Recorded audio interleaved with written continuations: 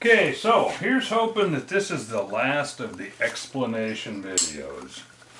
After this, we should start bolting this stuff together and testing our 6 or 7 different iterations, different tests, different ways we're trying to get a bolt in to act like a glue in. So one last time I'm going to explain that I believe that super high accuracy is about tuning, but more than that it's about the barreled action being tied to the stock in such a way that they vibrate consistently and uniformly. There's been a lot of ways, a lot of things tried. For instance, I have something called a rail gun, which is a big old block of steel on rollers. I've talked about how even a block of concrete with a barrel poured through it won't get it done. So what we're looking for is a system that's movable, fairly light enough weight to get out of the way, heavy enough that it doesn't beat the shooter to death, smooth enough that it doesn't disrupt. If a person is shooting a bench rest or an F-class or something, it can disrupt the bags, it can disrupt the bipod, whatever you're using. Hunting, it can disrupt the pile of coats that you're laying over. The gun has to recoil consistently, which in my opinion means it wants to raise, pick up out of its bed, and during the time that the bullet's going out the barrel, we need to make sure that the recoil cycle is very consistent and then it settles back down, doesn't have any glitches in it. If you picture that bullet going out the barrel and the gun does some weird wobbles, it throws kinks into it. So the trick is to get it to go over and over and over doing exactly the same thing, consistency. So I've showed you some cutaways, now I'm going to show you my pre-beds. You'll notice that I do a lot of pre-bedding. A lot of my stuff is, let's see here, make sure we get into a good focus at the focal length that we want. A lot of my stuff takes not a couple of tries, but it takes some prior planning to get everything to line out. Because in the end, what you must have is a stress-free bed for the rifle, the barreled action to lay in. And it must be secured. Now the first thing that we're trying with this barreled action, I'm calling it the thing, because this is a thing that we're using to test a lot of stuff. This is a good action. I've got a tested and known good trigger on it. It times out good. This happens to be a PPC barrel with no extra bolts, nothing extraneous in it. It is simply got a big collar right here so that I can get it nutted up to size, because this is an 1.2" shank. Nutted up with a turned off recoil lug. Not nutted, it's glued in place. I feel that now this joint is stabilized. Now the next thing is to get it into a stock and get it shooting and returning. We're starting with just a single screw. We're starting with a recoil lug and a single screw and the tang free floated. That's that's my least secure setup. So right now, this stock is one that I've been working on. This is the screw that holds down the action that we just showed. This is a boss that goes up, lines up with the recoil lug if I want to thread a recoil lug for pulling down. This is a boss which lines up with a ring ahead of the recoil lug. So, in any case, note that I just hogged this out back here. I'm getting it completely out of the way. I'll dress it up later, but right now it is hogged out, opened up. The only thing holding this down, see if I can get the light correct on here so that we can see what we've got. I showed you this assembly in the past. I was just holding it in my hands and I was showing you that this is a piece of aluminum 1/2 inch wide by 1 inch tall. I think this one might be 3/4 of an inch tall. Got a bunch of lightning holes through it, grooves in it, and it's epoxied into this stock. Now one of the tricks that I do when I epoxy is I have a lot of colors, so I use a lot of colors. My next color will probably be blue or black or something. This again is a pre-bed. This was me just, I mean everything here is just roughed in. We're not, my things are falling out of the stock here too. Pull those out. Anyway, this is put in so that when all of the force yanks up on this screw, it's going to pull.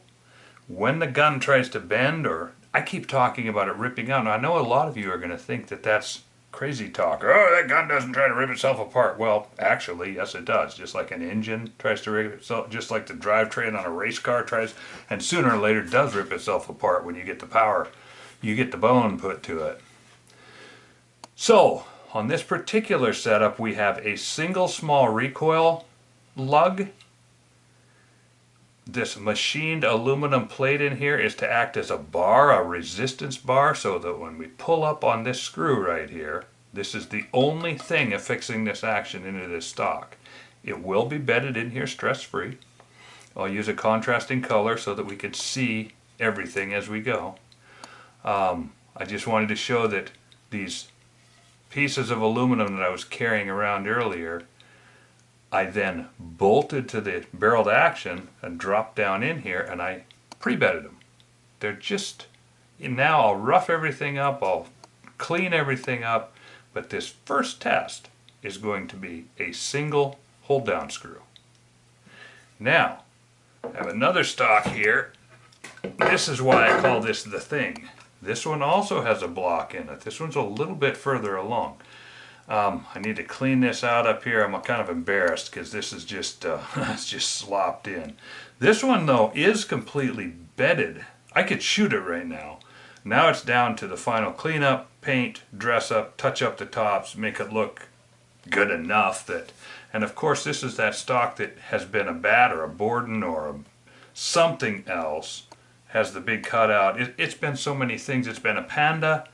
It's been, you can see, there's a, I believe that's the Panda cutout back there in the black, and then this gray here is probably a bat.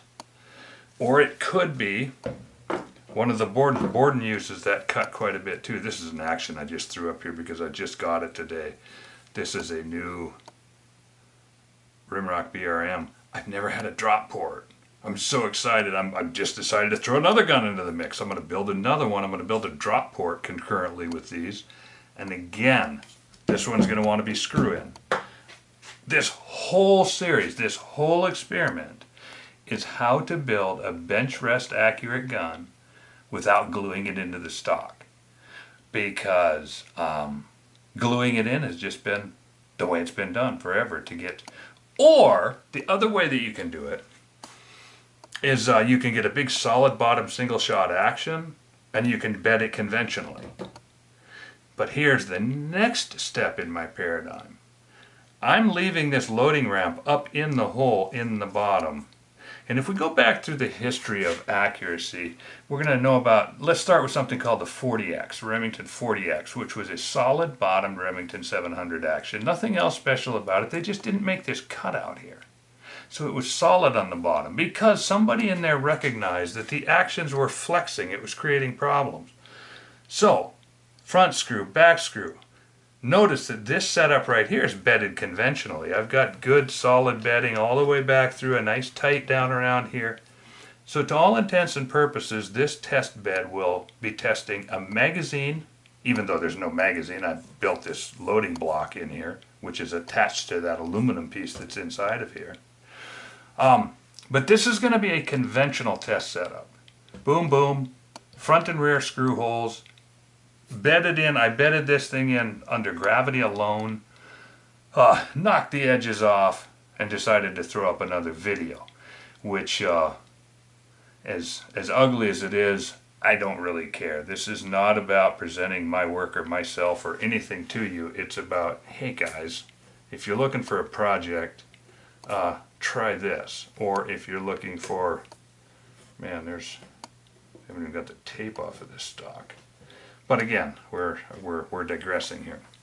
So, we're trying to use an open-bottomed, well, here for instance, this is a state-of-the-art, maybe I've used that term more than I need to because I use state-of-the-art to describe the Nuvo, I'm using it to describe this board, and I'm using it to describe a dozen atlases I got kicking around here that I use for, because they're well machined, generally one setup jobs, everything is in alignment, there's no reason to dink around with the old Remington style stuff. Now, this you'll notice, had I, and I might, let's not talk about the fact that I might just mill a hole right here and get this evened out, run a strap down the top, and get it so it flexes. But it shouldn't flex because on the bottom side of this, we have got a solid action.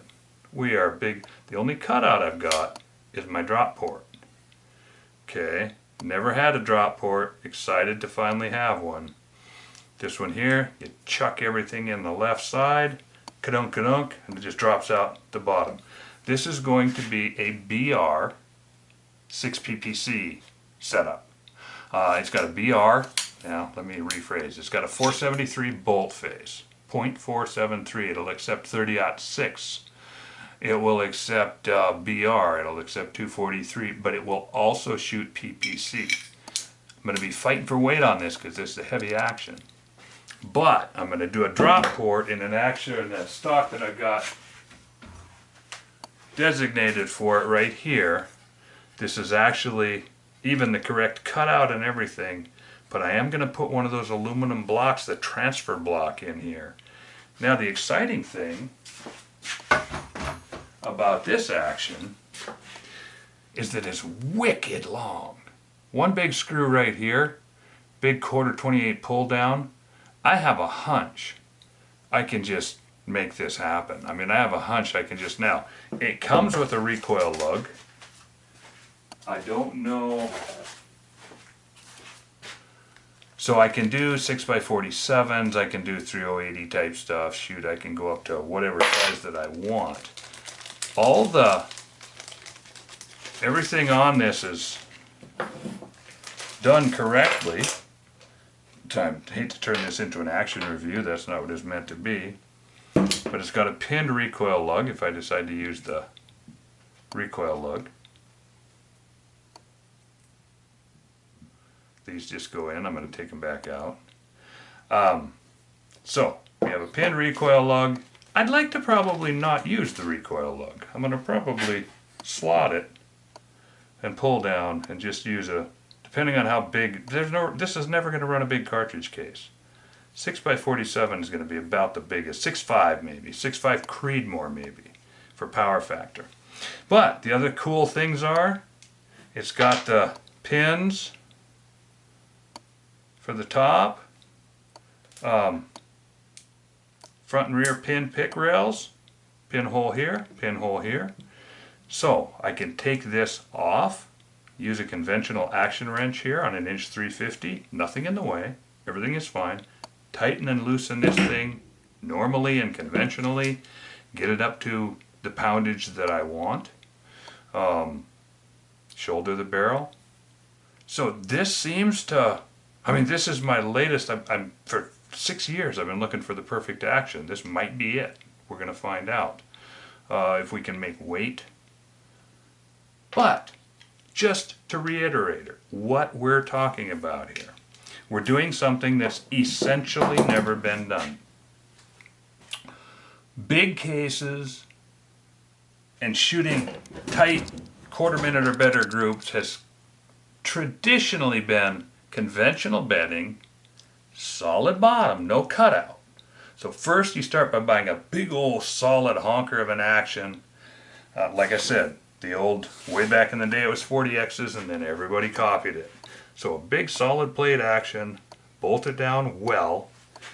And the other trick is, if you're shooting something like a big 300 or big 338 or 7mm, lighter bullets will always, boy, I'm going out on a limb here saying it this way, but it's easy to make light bullets shoot accurately on paper.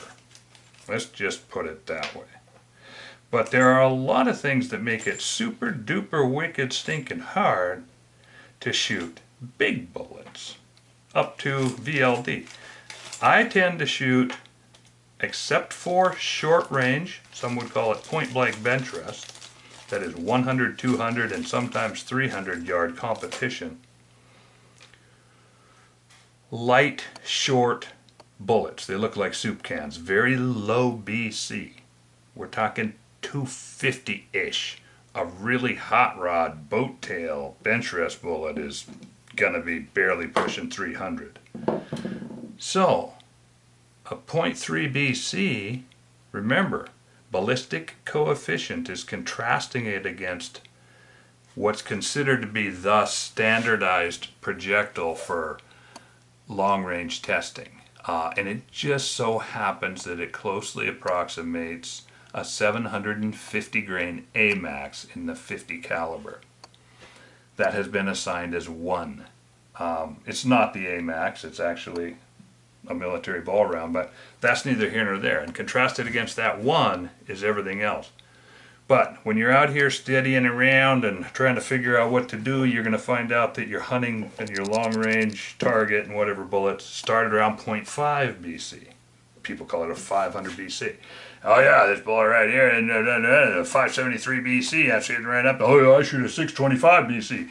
That's all good. You get up over 5, 6, 7, the thing's going to buck the wind, which is not true. It's going to drift less, which is again not true. It's going to be dragged downwind less than the short range bullet. So there's kind of putting the paradigm into perspective. You've got your short range stuff that shoot little bitty light, low BC bullets very, very hyper accurately, super accurately, beautifully accurate. Now you get out past 300 yards and all of a sudden you need to have something that combats the wind a little better. So now you start getting into the trade-off. You start working your way up from a 250 BC 0.250 to 0.5 to 0.6 to 0.7, and as you go you typically lose accuracy. So the combinations now that are winning are put together in certain ways. We're trying to break those rules. And I wanted to show you how we're breaking those rules. We're starting with an aluminum block inside of here, a homemade aluminum block, designed differently than all the ones that you see. It's a tall, half-inch wide by inch tall beam with lightning holes and slots. Earlier in the video series you can see them. Here you can actually see more of the beam.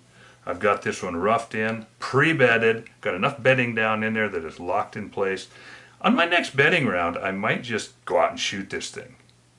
Just see what it does. Just find out if it's, just for the fun of it, just because I want to shoot something. So, I left the top of this one open on purpose so that you could see what it is that we're striving toward here. This one is in and covered up. But in both cases, I'm going to test this one in 6 PPC, maybe 6x47. This one's going to be 6 PPC, maybe 6x40, well, definitely 6x47. And maybe, my maybe on this one is that I might shoot some 300 or 338 WSM stuff through it. All I've got to do is grab another bolt, put a Magnum bolt face in this, not this action, set this aside. I just had to show this off. This just came in today. So that gives you an idea of what we're doing, before we start shooting and lose track of what it is that we've got going here. Because putting together a gun conventionally and getting it to go out and shoot under quarter minute is not that big a deal. You go on the inner tube and there's, I shot a one whole group. Well, here's the real thing.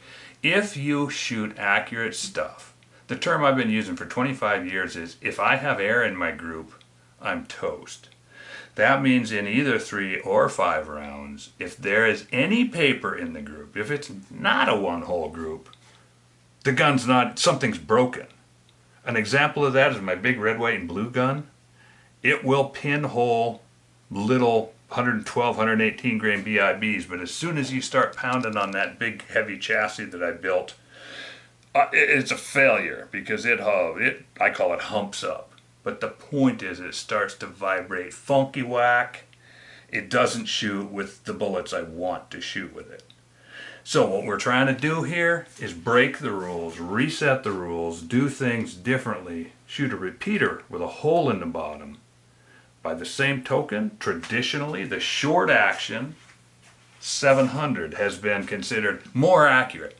Nobody in the last 30 years would build an accuracy setup on a long action 700 because everybody knows they don't shoot.